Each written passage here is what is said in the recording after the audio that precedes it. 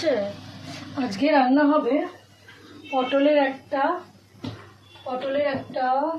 রসা।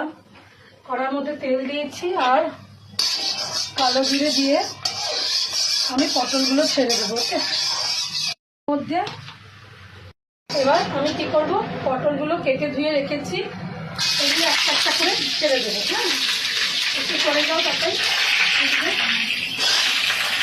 প্রত্যেকটা পটল আমি ছেড়ে দিলাম। এখানে পটলগুলো দিয়ে নুন হলুদ কিছু মাথায় নিই এমনি রেখেছি। আমি এটার মধ্যে পটলগুলো ছেড়ে দিলাম। আমি হাত পোকার কাপড়টা ততক্ষণে নিয়ে আসছি। কালো দিয়ে দিয়েছি তো, আর এখানে থাকবে না, পটল চলে গেছে তো। এবার পটলটাকে আমি মশলা করে একটুখানি বেশি করে জোরে আছে আমি ভাজবো, বুঝছো। আর এখানে ভাজার সময় আমি সামান্য একটু হলুদ ছবি দেবো। এই যে ভাজার সময় আমি একটুখানি হলুদ দিলাম, পরে আবার একটু হলুদ দেবো।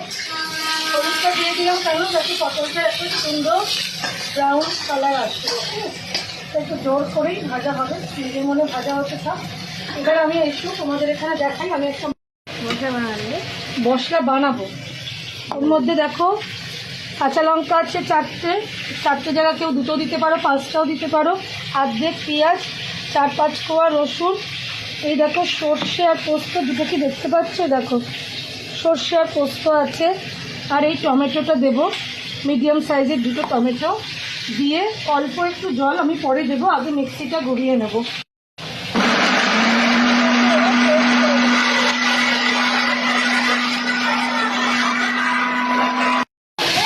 হ্যাঁ, পটল ভাজাটা হয়ে গেছে। আমরা দেখো পটলটা অনেকটা লাল লাল করে ভেজে নিয়েছি, বাকি মানে সেদ্ধ মানে হাফ ডালে বেশি হয়ে গেছে।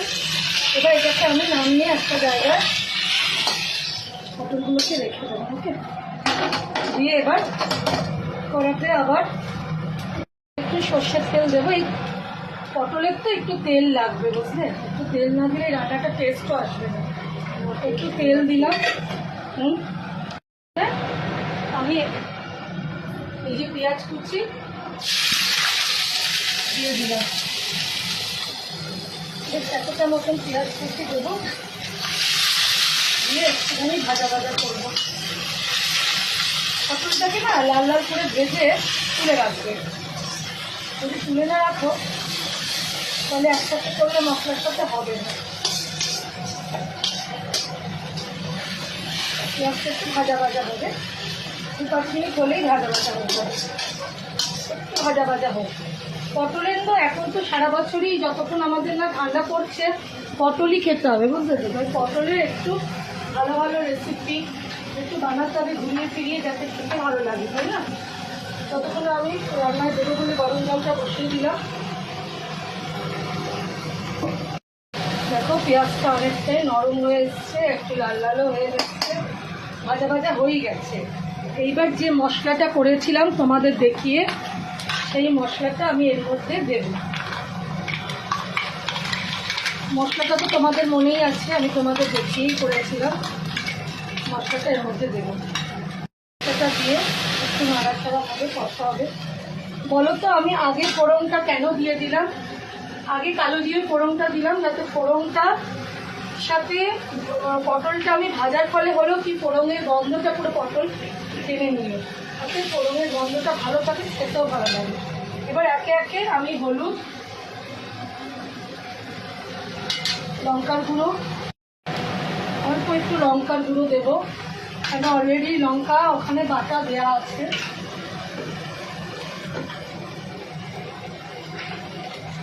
একটু চিনি,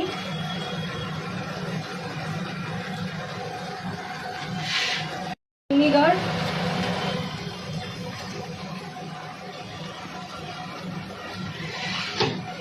দিয়ে আমি এটাকে একটু কষে নিয়ে মশলাটা কষার সময় আমার একটুখানি জল লাগবে। তো আমি এই ধোয়া জলটা, এই যে ধোয়া জলটা, মশলা ধোয়া জলটাই এর মধ্যে ব্যবহার করব।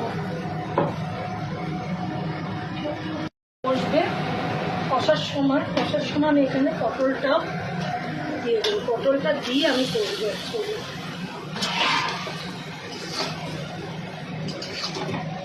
যাতে পটলের ভেতরে ভেতরে ভালো মতন মশলাটা যায়। আর গ্যাস কমাবো না, হ্যাঁ এই সময় আমরা গ্যাস কমাবো না, গ্যাসটা জোরেই থাকবে আর মশলাগুলো দরকার করে ফুটতে থাকবে। এই যা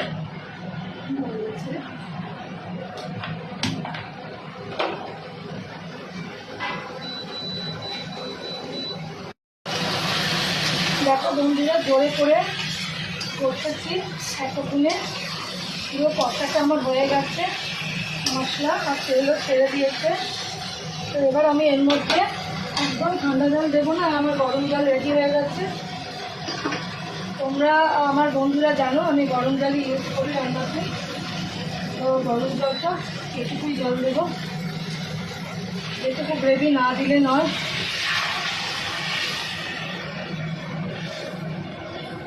এটুকু গ্রেভি দেবো না, এটুকু গ্রেভি বানাবো। এটা একটু গাপ গাপ করে ফুটবে। আমি এর মধ্যে নামাবার আগে একটু কাঁচা তেল আর ধনেপাতা দিয়ে নামিয়ে দেবো। গরম ভাতে আমার গ্যারেন্টি। চলো একটু বাদে দেখাচ্ছি। দেখো মোটামুটি গ্রেভি হয়ে গেছে। যেটুকু গ্রেভি আছে না বন্ধুরা, এইটুকু না যেই তুমি প্যানের তলায় খাবার রাখবে তো আপনা আপনি টেনে দেবে। এইবার আমার নামাবার সময় হয়ে গেছে। এইবার নামাবার আগে আমি কি করব, একটু ধনেপাতা আমার কাছে আছে তাই দিলাম। সবসময় ধনেপাতা তো সবার কাছে থাকবে না সারা বছর, এখনও একটু বাজারে ধনেপাতা আছে তাই আমার বাড়িতেও ছিল, দিয়ে দিলাম। আর একটু ওপর থেকে সর্ষের তেল দেবো।